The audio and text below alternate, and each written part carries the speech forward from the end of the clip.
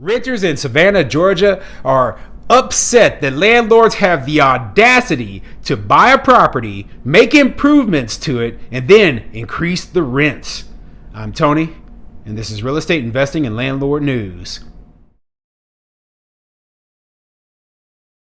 All right, so I have a little bit of a ridiculous article for you today, right? And it's going over the plight of some tenants in Savannah, Georgia. Now, Savannah has really increased in popularity. I mean, it's a beautiful town. I've visited there before. And right now, a lot of real estate investors are going in there. They're buying up a lot of the properties and they're fixing them up. They're either flipping them or they're, increasing the rents in them. They're making the area a lot nicer. The housing stock was not very expensive before, and as prices have risen across the country, places like Savannah, beautiful historical older cities with a lot of low cost housing, well, they're getting bought out by real estate investors, and they're making huge improvements. And I personally, I don't see a problem with it.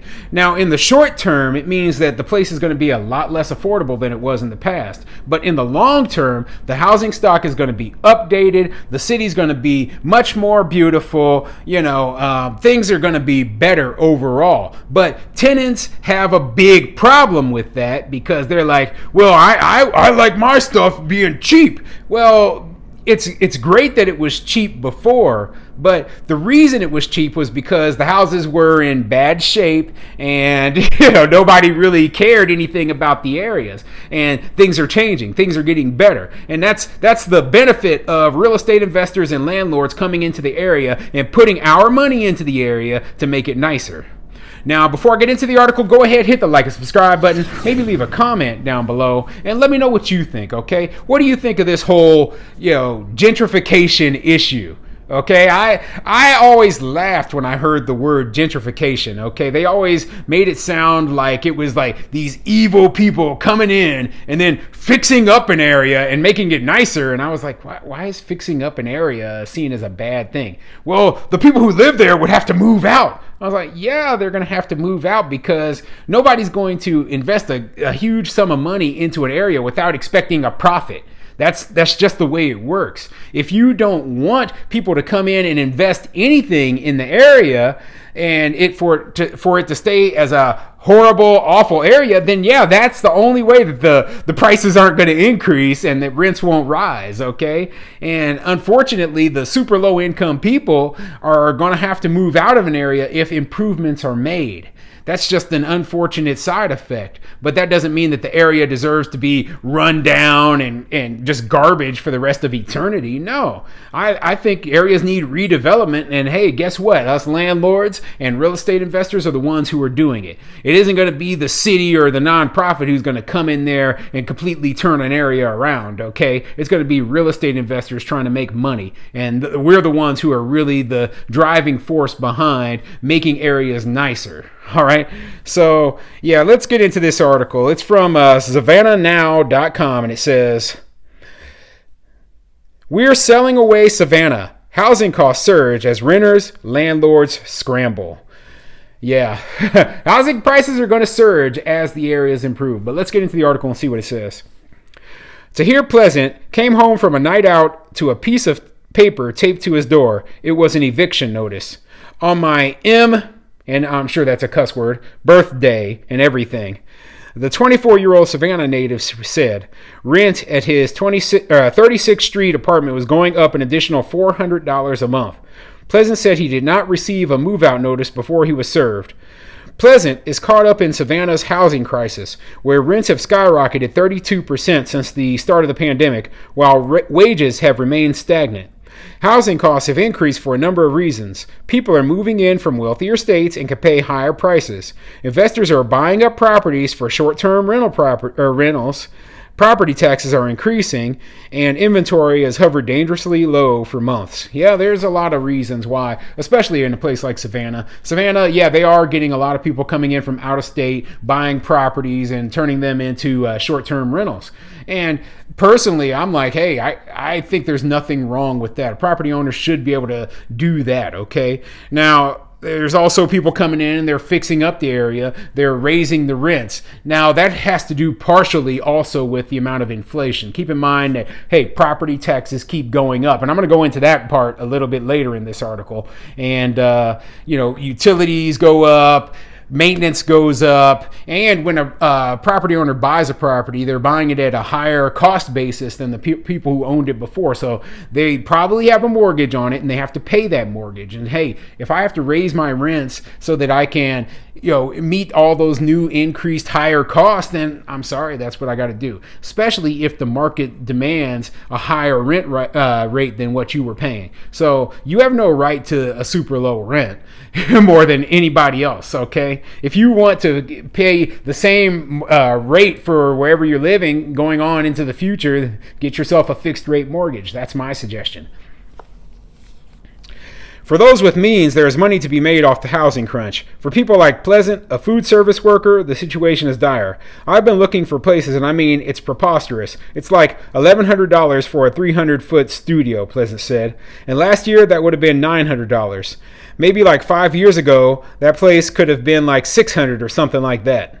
Hey, we can't look into the past and talk about, hey, 5 years ago, prices would have been this or that, okay? Things change. The average rent in January was $1,453 a month, according to data site Dwellsy. Last year at that time, renters were paying about $213 less. People like me or my roommate, we just don't know what to do or where to go, Pleasant said. It's a chore looking for housing now. And hey, I understand the plight of the lower income renters. And, there are always going to be options. You might not be able to live right in the middle of Savannah itself. You might have to go further out in order to find housing. It might be, 15, 20 miles away in a much more low cost part of town. That's what a lot of people have to do in order to find housing that they can afford. They might have to, take on roommates, move into, maybe go from a 2-bedroom into a 1-bedroom or a 1-bedroom into a studio. They might have to, make adjustments. Okay, but that is what happens. Give up amenities, etc. Now, that's not always an ideal situation, but you have to do what you have to do. And you don't have a right to, I'm going to live here in the nicest housing stock and, it's always going to be cheap forever. That's not the way that the real world works, okay? Now, I'm going to go into that part about the taxes real quick because it makes mention of that here a little bit later in the article. And, obviously I'm going from the landlord's perspective and not the tenant's perspective. So this is pretty important to me. So let's skip down here and let's go. Landlords feel the heat. In Savannah, continued millage rate increases from the county have driven tax rates up substantially. Dozens of people told the Savannah Morning News that they believe this is one of the main contributing factors to the housing crisis. The millage rate on a city house is more than 30 mills. A mill is 1/1000th of a dollar, meaning a property is charged $1 in taxes for every $1,000 in assessed values. In Ardsley Park, the owner of a 1,700 square foot house paid about $6,400 last year in property taxes, according to the county's GIS map. On the east side, owner of a house valued at $71,000 paid more than $4,000 in property taxes last year. In Kyler, Brownsville, a 1,300 square foot home paid $5,200 in property taxes last year. Goodness, okay? Those are very, very high property taxes. Now, what I've noticed is in places where housing values are lower, the property tax, millage rates are usually higher. And I've seen that here in Nebraska as well, okay?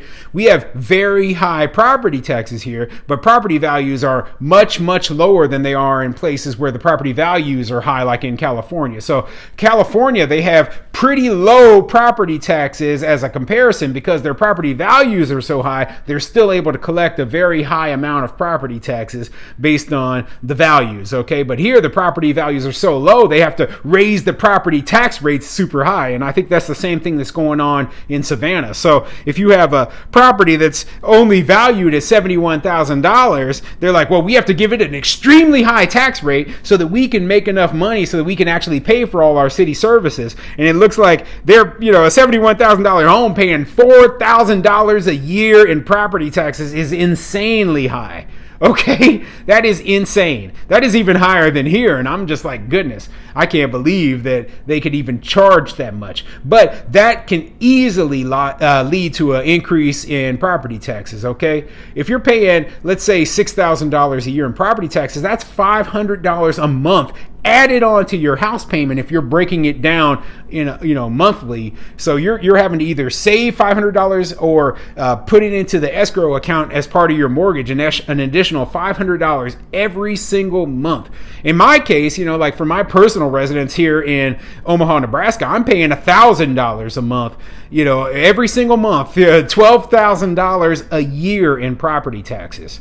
Okay, and my house isn't valued at that much money and I don't feel like I'm getting that many city services, but this can increase costs for landlords. This can make it a lot more difficult to, not raise rents on tenants, and that is what is truly leading to rental costs increasing. Landlords are going to have to, especially if they're getting rent increases from the county or wherever you live every single year, you're going to have to increase your rents to pay those higher property taxes. And that is the end result. So, like I said, inflation, the price of everything is going up. We're seeing these rent increases all across the country. I feel for these tenants who are having difficulty finding affordable housing, but you have to do what you have to do. And it doesn't mean that you have the right to have low housing costs forever. Okay, you don't own those properties, and if you do feel like, hey, I need to find a stable, low cost place to live, then I suggest you look into buying and get your credit right, get your money right so that you can buy.